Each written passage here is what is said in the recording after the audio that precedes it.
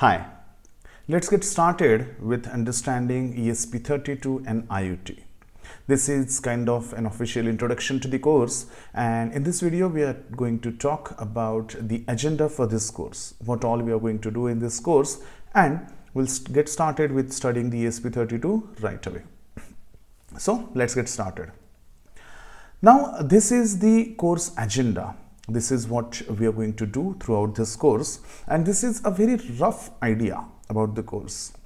See, one of the benefits of being a developer myself is that I do get to have a number of different problem statements almost every single day, and when I'm creating a course, it's usually a job of 2 to 3 months at minimum, and whenever new problem statements do come to me, I do include them into this course as well.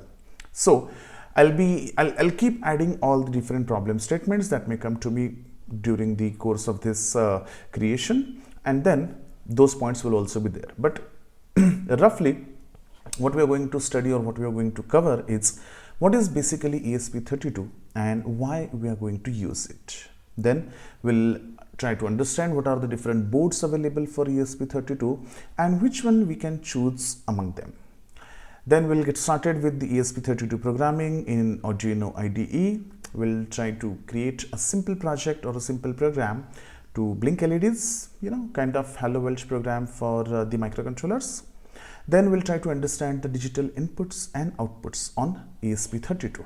In this section, there will be a lot of different videos, relay interfacing, switches, buzzer, and number of different IO devices or popular IO devices which are being used. Then we'll try to understand the analog input on ESP32. We'll do some sensor interfacing with analog and digital interfaces. This is the bare bone basics of understanding a microcontroller. Once we have understood this much thing, we'll move towards the reason why we are using the ESP32, and that is the Wi-Fi connection onto it.